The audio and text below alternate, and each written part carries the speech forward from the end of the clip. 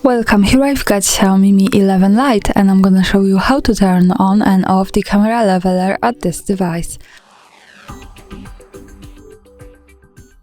So at first we have to tap on the camera button to open it, and for now we are in the standard photo mode. From here let's go to the right corner. When we pick this button we get access to more options about the camera we can manage. Now let's focus on Show Grid Lines button.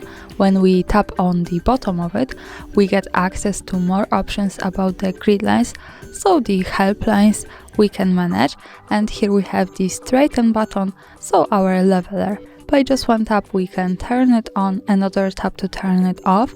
Now let me keep this turned on, and here at the center we have this kind of line, and it is useful when we want to hold our device steady and be sure that we have straight picture.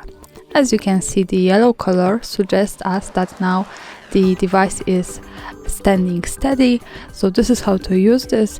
And of course when we don't need it we have to go back to the right corner, then to the Show Grid Lines bottom of the button and tap to this button to turn it off. So for now the leveler has gone.